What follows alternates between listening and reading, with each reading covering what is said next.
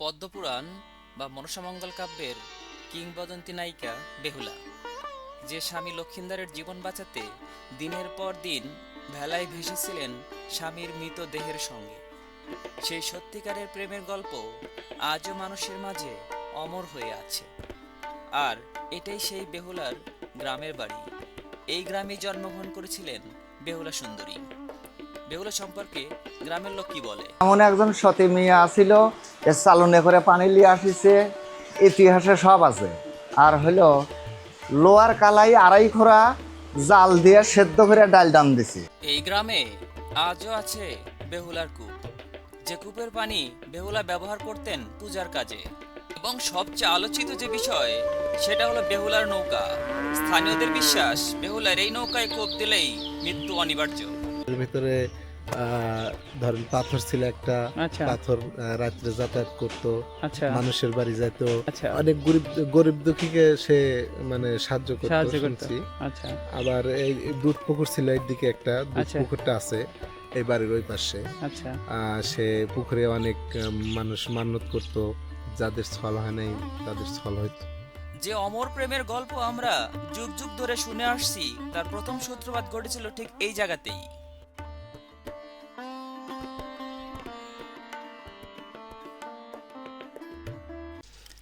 বাংলার লোককাহিনীর ইতিহাসে এমন এক নারীর নাম, যার ভালোবাসা আর অদম্য সাহস আজও মানুষকে মুগ্ধ করে।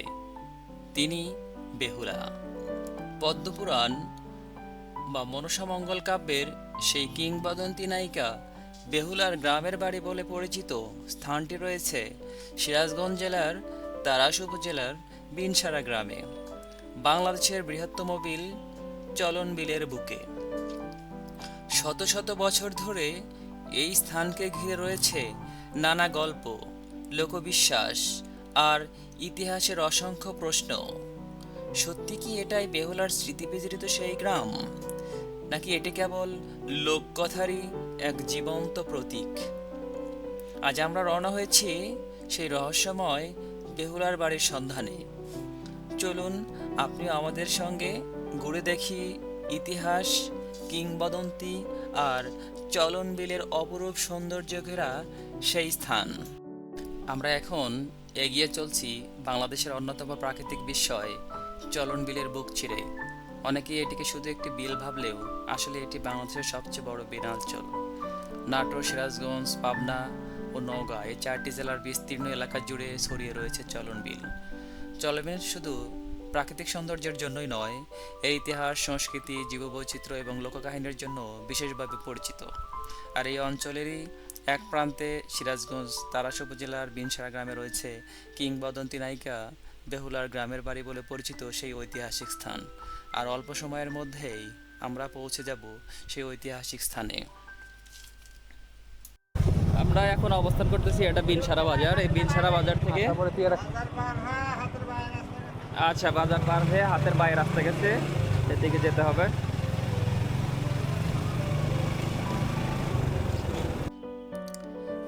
বিনসারা বাজার থেকে বেহুলার গ্রামের বাড়ি মোটামুটি 1 কিলোমিটার। আমরা এসেছি বাইক নিয়ে। আপনারা চাইলেও বিনসারা বাজার থেকে অথবা দারাস থেকে অটোভ্যান যোগেও বেহুলার গ্রামের বাড়িতে আসতে পারবেন।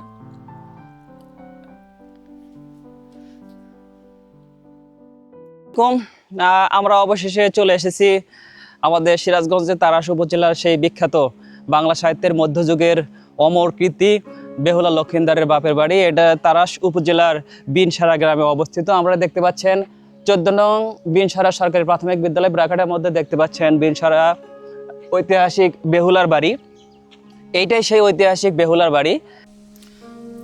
বাংলা লোকসাহিত্যের সবচেয়ে হৃদয়স্পর্শী প্রেম কাহিনীগুলোর একটি হলো বেহুলা লক্ষিন্দরের গল্প, যা মনসামঙ্গল কাব্যে বর্ণিত হয়েছে। অনেক বছর আগে চম্পকনগরে বাস করতেন ধনী বণিক চাঁদ সওদাগর। তিনি ছিলেন মহাদেব শিবের একনিষ্ঠ ভক্ত, কিন্তু সর্পদেবী মনসার পূজা করতে তিনি কোনোভাবেই রাজি হননি। এতে মনসা দেবী ক্রুদ্ধ হন এবং একে একে চাঁদ সওদাগরের 6 পুত্রের মৃত্যু ঘটে। এরপর জন্ম নেয় তার সপ্তম পুত্র লক্ষিন্দারের। লক্ষিন্দারের বিয়ে হয় সুন্দরী ও সাহসী বেহুলার সঙ্গে। কিন্তু ভবিষ্যৎবাণী ছিল বিয়ের রাতেই সাপের দংশনে লক্ষিন্দারের মৃত্যু হবে। ছেলেকে রক্ষা করতে 4 সওদাগর লোহার বাসরঘর নির্মাণ করলেও শেষ পর্যন্ত মনসা দেবীর ইচ্ছায় একটি সাপ বাসরঘরে ঢুকে লক্ষিন্দারকে দংশন করে। বিয়ের রাতে তার মৃত্যু হয়। স্বামীর মৃত্যু মেনে নিতে পারেনি বেহুলা। তিনি লক্ষিন্দারের নিথর দেহ নিয়ে কোলায় ভেলায় নদীর পথে যাত্রা শুরু করেন। ঝড়, স্রোত আর অসংখ্য বাধা পেরিয়ে তিনি দেবলোক পর্যন্ত পৌঁছে যান। তার অটুট ভালোবাসায় মুগ্ধ ও আত্মত্যাগের বিনিময়ে মুগ্ধ হয়ে দেবী লক্ষিন্দারের পূর্ণ জীবন দান করেন। আর সামনেই আছে সেই সতী নারী বেহুলার কূপ।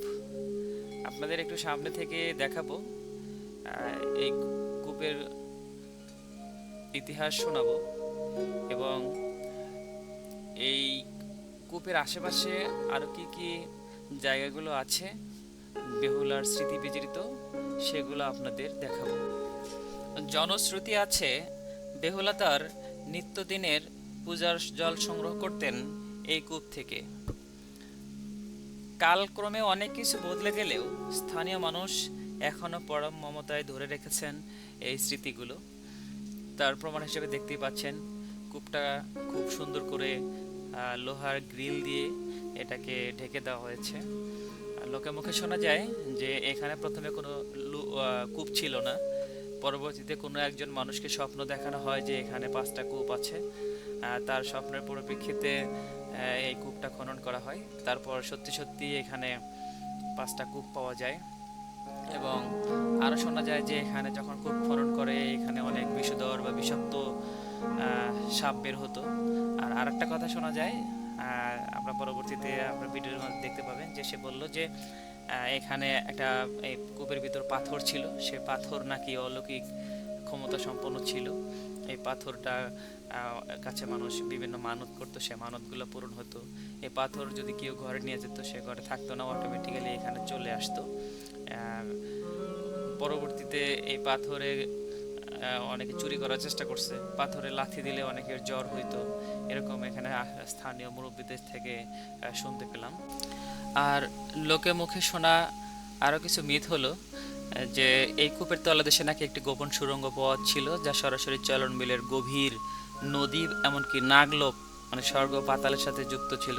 দেবী মনসার প্রভাবে বা বেহুলার পূজার খাতিরে নাকি এই পথ তৈরি হয়েছিল, যার মাধ্যমে জরুরি প্রয়োজনে বেহুলা যাতায়াত করতেন। আর এই কূপের পানিও নাকি কখনো শুকাতেন না। আর এই অঞ্চলের মানুষজন এই কূপের পানি ব্যবহার করতেন। স্থানীয়রা এ সম্পর্কে কি বলে একটু শুনে আসি, দেখি। এখানে গ্রামের একজন আমাদের শ্রদ্ধেয় মুরব্বী আছেন, তার থেকে একটু শুনবো এই বেহুলা সম্পর্কে। তারা কি জানে এই বেহুলা সম্পর্কে একটু বলেন তো। আসসালামু আলাইকুম। হ্যাঁ, বেহুলার বাপের নাম হলো বাসু বানিয়া। এদিকে আসেন। বেহুলার বাবার নাম বাসু বানিয়ার। আচ্ছা। আর শ্বশুরের নাম চন্দ্র সদাগর। 4 সওদাগর আমরা যেটা বলি। আর স্বামীর নাম হলো লক্ষিন্দার। লক্ষিন্দার। হ্যাঁ, এই বেহুলায় এমন একজন সতী মেয়ে আছিল, এ চালনে করে পানি লিয়ে আসিছে, ইতিহাসে সব আছে। আর হলো লোয়ার কালাই আড়াই খোরা জাল দিয়ে সেদ্ধ করে ডাল দাম দিছে। আচ্ছা, কলার ভুরাত করে ও যখন রওনা হয়েছে ওই বগুড়া মাস্তান থেকে, বগুড়া 7তলা লোহার বাসর ঘর আছে, ওই জায়গায় তার স্বামীর বাড়ি। হ্যাঁ, ওই জায়গায় তার স্বামীর বাড়ি। স্বামীর নাম লক্ষিন্দার আর বাপের বাড়ি এই বিনসরা। বাপের নাম হলো বাসু বানিয়া আর শ্বশুরের নাম হলো চন্দ্র সদাগর। হ্যাঁ, এই জায়গা কুয়ায়, এই কুয়ার ভিতরে আরো 5টা কুয়া আছে। ওই পাশে স্কুলের ওই পাশে তার নৌকা ডুবানো আছে, নৌকাটা পানির ডুবে রয়েছে। এই নৌকা হলো চন্দ্র সদাগর নৌকা। হ্যাঁ, যে নৌকা করে 4 সওদাগর ব্যবসা বাণিজ্য করতো সেই নৌকা না? হ্যাঁ হ্যাঁ, সেই নৌকা। আচ্ছা, হ্যাঁ ঠিক আছে। এই নৌকা এই পাশে না? হ্যাঁ। আচ্ছা, এই জায়গার ইতিহাস সম্পর্কে আপনারা কি জানেন? এখানে এই কূপটা কিভাবে হলো, বা এখানে যে বেহুলার বাবার বাড়ি ছিল আমরা কিভাবে বুঝলাম, এটা একটু যদি বলতেন। এই কূপটা হলো হাজার হাজার বছর আগেকার, হ্যাঁ, হয়তো মানুষে এগুলো করেছে লাস্টে। আচ্ছা, এগুলা করেছে কি আমাদের এখানকার লোকজন করেছে না সরকার থেকে করেছে? সরকার থেকেই করেছে। হ্যাঁ। সরকার থেকে করে দিয়েছে। হ্যাঁ, হ্যাঁ, হ্যাঁ। আচ্ছা, কেউ কেউ বলে যে এখানে সাপ বের হয় বা এখানে 5টা কূপ ছিল, হ্যাঁ। এটা কতটুকু সত্য? হ্যাঁ, এর ভিতরে আসলেই সত্য, এর ভিতরে আরো 5টা কূপ আছে। এর ভিতরে আরো 5টা কূপ আছে না? হ্যাঁ। আচ্ছা, তো আপনারা শুনতে পারলেন যে উনি এখানকার স্থানীয় মানুষ, যে এখানে এর ভিতরে 5টা কূপ ছিল। প্রথমে তো এখানে আসলে কূপ ছিল না, সমান ছিল। পরবর্তীতে কাউকে একজন হয়তো স্বপ্নযোগে জানানো হয় যে এখানে কূপ আছে, তার কথা মতো এলাকার লোকজন এটা খনন করে। খনন করার পর 5টা কূপ এখানে সত্য সত্য সে জিনিসটা বের হয়, এবং কূপ খননকালে সাপও বের হয়।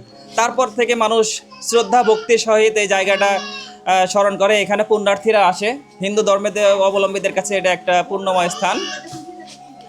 দেখেন আমরা আসছি, অনেকেই আসছে এখানে দেখার জন্য। এদিকে একটু ধরেন।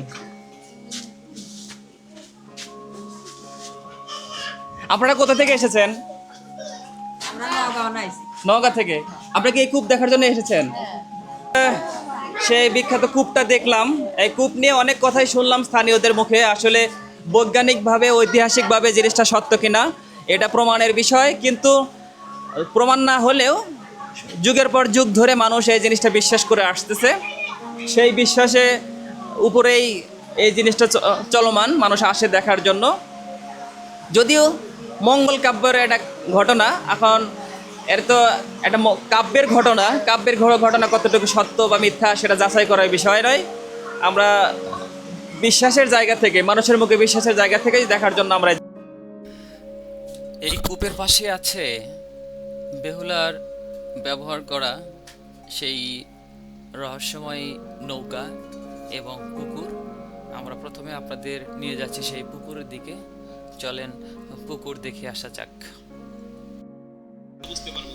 আমরা এখন আপনাদের নিয়ে যাচ্ছি বেহুলার সেই পুকুরের পাড়ে, যে পুকুরে বেহুলা গোসল করতেন।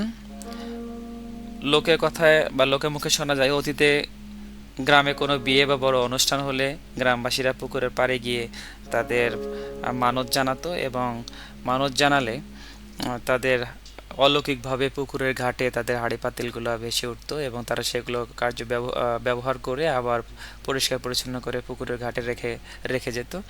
পরবর্তীতে কোনো এক লোভী ব্যক্তি কোনো একটা থালা বাসন চুরি করার পর থেকে সেই প্রক্রিয়াটা বন্ধ হয়ে যায়। এটা লোকের বিশ্বাস। আর একটা বিশ্বাস হলো এই পুকুরের পানি খুবই পবিত্র, কারণ বেহুলা এই পুকুরেই গোসল করত। এই জন্যই তারা বিশ্বাস করে যে এই পানি খুবই পবিত্র। এই পাশেই একটা নৌকা ছিল, সে নৌকাটা পানিতে তলায় গেছে। বর্ষাকালে এসেছি, এই জন্য আপনাদের দেখানো সম্ভব হইল না। এটা দেখতে হলে আসতে হবে শুকনার মৌসুমে। শুকনার মৌসুমে আসলে নৌকাটা দেখানো যেত আর কি। এই ভাইয়া কি আপনার এই গ্রামে এই বাড়ি? এই যে নৌকা, আচ্ছা, এই যে ভাইয়া দেখাচ্ছে এই যে নৌকা। এই যে নৌকা। আচ্ছা, আপনি কি এই গ্রামের বাড়ি? হ্যাঁ। আচ্ছা, এই নৌকা সম্পর্কে কিছু বলেন তো একটু। আমরা যেহেতু নৌকা দেখতে পেলাম না, একটু শুনে যাই আপনাদের কাছ থেকে। বিন সারা মানুষ নৌকা দিক দিয়া একটা খাল ছিল। হ্যাঁ, এই দিক দিয়ে নৌকা যাতায়াত করতো বগুড়া বনাম ধরেন চাটমোহর। হ্যাঁ, এই খাল ছিল এই দিক দিয়ে। এখন এই দিক দিয়ে নৌকা যাতায়াত করতে করতে এখানে মাঝখানে এসে এখানে ডুবে যায়। এই যে নৌকার সিনারিটা যে দেখা যায় না, এটা সৌন্দর্য দেখা যায়। এটা যদি ওই বর্ষাকালীন ছাড়া শুকনাকালে মানে খরার দিনে যদি চৈত মাসে যদি আসতেন তাহলে দেখতে পারতেন অনেক সুন্দর একটা জিনিস উপভোগ করে যেতেন, কিন্তু এখন দেখতে পারতেছেন না। ওখানে আর ওই নৌকার জায়গা নিয়ে অনেক কাহিনী শুনি। এখানে নৌকা ধরেন অনেক কাহিনী। এই যে এখানে কূপটা দেখছেন, কূপটার ঘরের ভিতরে ধরেন পাথর ছিল একটা। পাথর রাত্রে যাতায়াত করতো, মানুষের বাড়ি যেত। তারপর আবার পাথরটা এখন কোথায় আছে? এখন পাথরটা নাই, এখন যুগটা খারাপ না অনেক, এই জন্য নাই। আগে ছিল। অনেক গরিব দুঃখীকে সে মানে সাহায্য করতো শুনছি। আবার এই দুধ পুকুর ছিল এইদিকে একটা, দুধ পুকুরটা আছে এই বাড়ির ওই পাশে। সে পুকুরে অনেক মানুষ মান্যত করতো, যাদের ছল হয় নাই তাদের ছল হইতো। এরকম সিস্টেম আর কি। আর নৌকা সম্পর্কে অনেকে বলি যে নৌকাতে এই জায়গা থেকে কোপ দিলে নাক দিয়ে এটা কতটুকু এই সত্য? জন্য এটা ধরেন আগের জামানায় আমার দাদারা বলে আসতো যে নৌকায় কোপ দিলে ওখানে ধান চাষ হয়, কিন্তু ওইরকম ভাবে যাই লোভ করে যাই কোপ দেয় তাদের ওই নাক মুখ দিয়ে রক্ত ওঠে, ক্ষতি হয় আর কি। ক্ষতি হয় তাদের। আচ্ছা, এই জন্য ওই জায়গাটা সংরক্ষিত আছে, কেউ ওই জায়গায় কিছু করে না। আচ্ছা ভাই, আপনার নাম কি? আমার নাম আলামিন, আমি সিরাজগঞ্জ তারাস থানা থেকে বলতেছি। ভাই আমার নাম আলামিন। যাদের ভিডিওটা ভালো লাগে বেশি বেশি করে শেয়ার করে দিবেন, বন্ধু বান্ধবের কাছে শেয়ার করে দিবেন। আমাদের ঐতিহাসিক নৌকা, বেহুলার নৌকা এবং কূপটা সবাইকে শেয়ার করে দিবেন, শেয়ার করে সবাই দেখার সুযোগ করে দিবেন। আর আপনারা সিরাজগঞ্জের তারাশের ইতিহাস ঐতিহ্য দেখার জন্য আসবেন। ভালো থাকবেন সবাই, ধন্যবাদ। আপনাদের এখন নিয়ে যাবে সেই ঐতিহাসিক বেহুলার বাজার, যেটা বর্তমানে বস্তুল বাজার নামে পরিচিত। এটা এখান থেকে 5 কিলোমিটার দূরে অবস্থিত। আর এই জায়গাতেই বেহুলা এবং লক্ষিন্দারের প্রথম পরিচয় হয়। সেই পরিচয় থেকে প্রেম, সেই প্রেম থেকেই তাদের প্রণয়। এটা সেই ঐতিহাসিক শিব মন্দির। এখানেই বেহুলা নিয়মিত পূজা করতে আসতেন এবং পূজা দিতে এসেই বেহুলার সাথে লক্ষিন্দারের মনের মিলন হয়েছিল, পরিচয় হয়েছিল, ভালোবাসার সৃষ্টি হয়েছিল।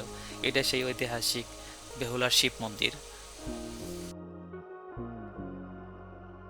বেহুলাকে স্মরণ করে রাখার জন্য এখানে প্রতি বছর বেহুলার নামে মেলা হয়। এখানে প্রতি বছরই মেলা বসে। ইতিহাস আর লোকগাথার এমন অপূর্ব মিলন মেলা খুব কম জায়গাতেই দেখা যায়। আপনি যদি ইতিহাস প্রেমী হন এবং চলনবিলের সৌন্দর্য উপভোগ করতে চান, তবে সিরাজগঞ্জের তারাশ উপজেলার এই বিনসারা গ্রাম ঘুরে যেতে পারেন। আজকের এই জার্নিটি আপনার কেমন লাগলো তা অবশ্যই কমেন্ট করে জানান। ভিডিওটি ভালো লাগলে লাইক ও শেয়ার করতে ভুলবেন না। দেখা হবে পরবর্তী কোনো সুন্দর স্থানে। ততক্ষণ পর্যন্ত সবাই ভালো থাকুন। আসসালামু আলাইকুম ওয়া রাহমাতুল্লাহ।